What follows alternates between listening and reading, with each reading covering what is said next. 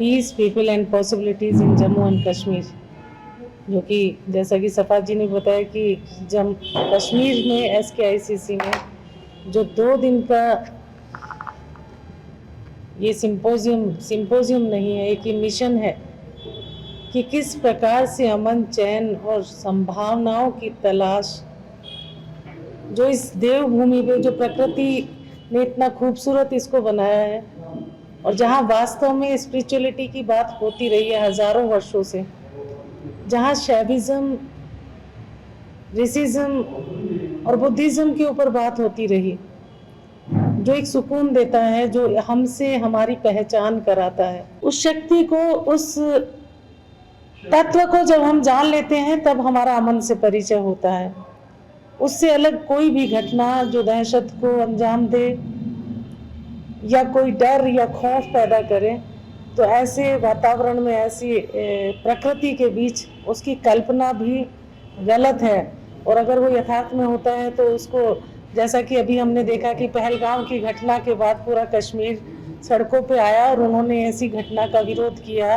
पूरे देश को इस चीज़ के लिए गर्व है कि यहाँ के लोगों ने उस चीज़ को समझा कि ये गलत हुआ। भारत के बारे में यहाँ जितनी अपार हाथ के हुनर हैं, जो मैं देखती हूँ पिछले 15 सालों से, मैंने महसूस किया है कि जो हाथ का हुनर है, जो बहुत सी चीज़ें ऐसी बनती हैं, यहाँ के कालीन, यहाँ के पेपर मैसे, और जो दुनिया भर में पहचाने जाते हैं, उनके लिए जो यहाँ का हुनर है, किस प्रकार से सारी दुनिया परिचित हो और यहाँ के हुनर को यूथ आगे ले जा सके, हम उन पर बात करेंगे।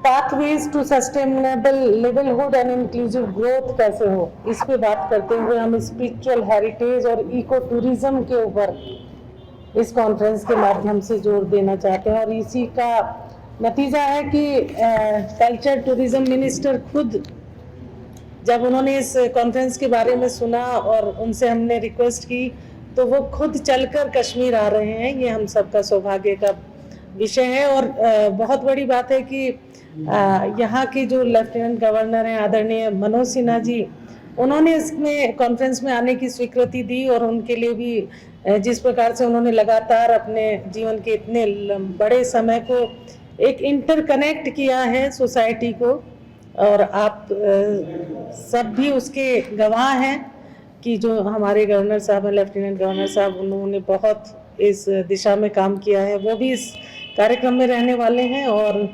आरिफ मोहम्मद साहब जो गवर्नर हैं बिहार के, उससे पहले केरल के गवर्नर रहे हैं, वो भी इसमें रहेंगे। और जब हम उनसे स्पिरिचुअलिटी की बात करते हैं तो निश्चित रूप से वो सनातन परंपरा पे भी बहुत अच्छा बोलते हैं, उनको अथाह ज्ञान है। और मुस्लिम परंपराओं पर, सूफीज़म पर जब मेरी उनसे बात हुई तो उन्होंने कहा कि सूफी कश्मीर में नहीं कहा जाता, वहाँ ऋषि परंपरा की बात की जाती है। जिस वक्त, मैं आपकी जानकारी के लिए बताना चाहूँगी कि कश्मीर मेरा बहुत लंबे समय से आना रहा, और कश्मीर में जब एब्रोगेशन 370 का हुआ, उस वक्त लगभग 1 महीने के बाद मैं कश्मीर आई थी। और यहाँ मेरे साथी मौजूद हैं जिनके निमंत्रण पे मेरा यहाँ आना हुआ था।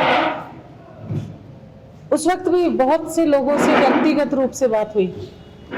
आज उसके बाद भी मैंने अभी जनवरी से पहले भी आना हुआ, उसके बाद भी निरंतर आना हुआ, ऑपरेशन सिंदूर के बाद भी आना हुआ। मैंने जो देखा, बहुत बड़ा बदलाव कश्मीर में देखा। जहाँ निरंतर हम देखते थे कि टूरिस्ट आते हुए डरता था, लेकिन धीरे धीरे अभी 2 साल पहले हम देखते हैं कि बहुत बड़ी, पूरे विश्व के किसी स्थान पे इतना बड़ा टूरिस्ट नहीं गया होगा जितना कश्मीर में आया। 2 करोड़ से अधिक टूरिस्ट 2 साल के अंदर कश्मीर की भूमि पे आया। तो ये इससे बड़ा बदलाव क्या हो सकता है। लेकिन एक दुखद घटना जो हृदय विदारक कहूँगी मैं, उसके होने के कारण सारी चीज़ें जो अस्त व्यस्त या प्रभावित होती हैं, उन अस्त व्यस्तता और प्रभावित होने को ही संभालना कश्मीर के हर सिविल जो नागरिक है उसका कर्तव्य बनता है। क्योंकि आपने उस बदलाव को देखा जो आप सब यहाँ देख रहे हैं, मैंने भी उस बदलाव को, कश्मीर की उन फिजाओं को बदलते हुए देखा, उस खुशनुमा वातावरण को भी देखा, उस दहशत के वातावरण को भी देखा था वर्षों पहले। मैं ये भी कहूँगी कि जहाँ तिरंगा नज़र नहीं आता था, अब हर हाथ में तिरंगा नज़र आता है। ऐसी रैलियाँ निकलते हुए हम देखते हैं कि जो भारत माता की जय और जय हिंद के नारे लगाती हैं, रैलियाँ निकलती हैं और तिरंगे की यात्राएं निकलती हैं। तो ये एक विश्वास के ही कारण हुआ, एक भाव के कारण हुआ, एक शांति का पैगाम जब मन में जन्मता है। शांति एक दो दिन की प्रक्रिया नहीं है, वो एक प्रवाह के साथ आगे बढ़ती है, जैसा कि सफात जी ने भी कहा था। और जब एक समय कम है, लेकिन एक कहानी मैं आप लोगों से वो करूंगी कि जब हम लक्ष्य की तरफ बढ़ते हैं, अगर चोटी को देखें तो कठिन लगता है, लेकिन हम एक एक कदम बढ़ा के चलें तो उस शिखर तक, उस हिमालय तक पहुंचना भी मुश्किल नहीं होता। तो मुझे लगता है कि उस बीच रास्ते से लगभग शिखर तक पहुंचते पहुंचते कुछ घटनाओं के कारण अगर धक्का लगता है और हम पीछे हो जाते हैं तो हमें उसे नकारना चाहिए, जैसा कि इस बार कश्मीर की सारी आवाम ने नकारा है और सड़कों पे उतर के उसका विरोध किया है। तो निश्चित रूप से बदलाव होता है और उस बदलाव को देखने के लिए हम सब प्रत्यक्षदर्शी बनते हैं और हमने उस बदलाव को देखा है। हमारे प्रधानमंत्री बार बार बोलते रहे हैं और विदिन 9 डेज इस घटना के बाद वो संदेश भी विश्व को दिया गया कि नहीं, ऐसी कोई भी घटना भारत बर्दाश्त नहीं करेगा, जीरो टॉलरेंस होगी। लेकिन वो केवल इसलिए कि पीस और संभावनाओं की राह के लिए इस तरीके की घटनाओं को बर्दाश्त नहीं किया जाता और जन्म होता है उस वातावरण का जो हम देखना चाहते हैं।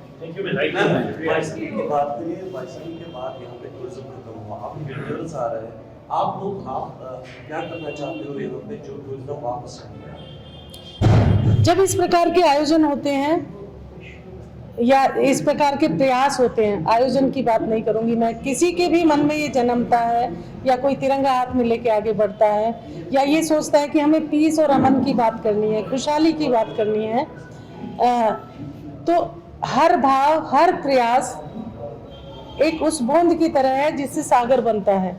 और इस प्रयास में बार बार मैं आपसे ये कहना चाहूँगी कि जब भी कोई लोग जुड़ते हैं, ये जोश और जुनून पैदा होता है कि दूर से चल के सुलेखा जी जो कश्मीरी पंडित हैं या विमल जी जो कश्मीरी पंडित भाई हैं या सफात जी या बहुत सारे मुस्लिम भाई या सिख भाई जो यहाँ से चले गए थे, वो इधर आके इस कॉन्फ्रेंस में पार्टिसिपेट करते हैं, तो ये एक सफलता है और ये दिखाता है कि नहीं, हमें किसी भी दहशत या खौफ, डर से आगे जीत है। आप लोगों ने फिल्म भी देखी होगी और किसी भी डर का स्थायी वजूद नहीं होता। सबसे बड़ी ताकत होती है स्पिरिचुअलिटी और वो भाव जो इन पहाड़ों ने, इन नदियों ने, इस वातावरण ने, इस प्रकृति ने, यहाँ के फूलों ने, जो प्रकृति हमें दे रही है, जो ऊपर वाले ने बनाया है, उस भाव को समझने की ज़रूरत है। और जब ऐसे प्रयासों के माध्यम से संदेश जाते हैं और पूरा आवाम जुड़ता है तो संदेश तो जाता ही है, राह भी बनते हैं। दीदी ने जो बोला उसको सिर्फ थोड़ा सब बोला रखा, कुछ नहीं, बाकी उसको मैं इतना ही जोड़ूंगी कि कश्मीरियत है क्या।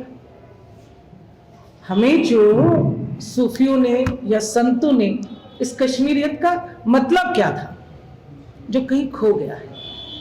बस हमारा दो ही है, एक इसमें प्यार था, अपनापन था और एकता थी। वही फिर से आप सोचिए, ये एक न्यू बॉर्न बेबी है, हमने एक कदम बढ़ाया है, उसको कैसे सिखाएंगे। दीदी ने बोला सीढ़ियाँ चढ़ने, उस बच्चे को या आज से जो हम नया इस विश्वग्राम की तरफ से जो हम peace, people and possibilities, peace वही शांति जो हमारे मन में हमेशा होती थी, जब हम वो लाएंगे, वो आप जो मीडिया पार्टनर्स हमारे हैं आपके माध्यम से लाएंगे, तो हम सब लोग पीपल जब इकट्ठे होंगे तो आप सोचिए, जब मन बंद मुट्ठी जो होती है ना, कहते हैं लाख की, खुल गई तो खाक की, वो जो खुली है हम सोच रहे हैं उसको छोड़िए, लोटा हुआ चीज कुछ नहीं आता है, लेकिन अगर हम उसको फिर से बांधेंगे, एक बांस की गठरी को हम जब बांधते हैं तो उसको तोड़ने वाला कोई नहीं आता। वही बांस की गठरी हम फिर से शुरू कर रहे हैं, आज के अभी के इस समय से ही, कि वो बांस की गठरी फिर से इकट्ठे हो जाए। वही प्यार, वही नया बच्चा हम लाएं, जिसको हम नए कदम पे आगे बढ़ाएंगे। जो हुआ उसको कभी याद ही नहीं करना है, याद करके कुछ नहीं हुआ। याद करके कोई जख्म लगता है, उसको खरोदते हैं तो ब्लड निकलता है, उसको हमें याद नहीं करना है। हमने वही किया है कि हमने दीदी, गीता दीदी ने जो जितना बड़ा कदम उठाया है, कंधे से कंधा मिला के, हम उसके साथ वही बंद मुट्ठी लेके आगे चलेंगे और सफलता पाएंगे और पॉसिबिलिटीज फिर रहेंगी। आज अगर हम 4 जने या 3 जने यहाँ बैठे हैं, कल ये पूरा हॉल भरा होगा एक दिन जरूर। जय हिंद, जय भारत।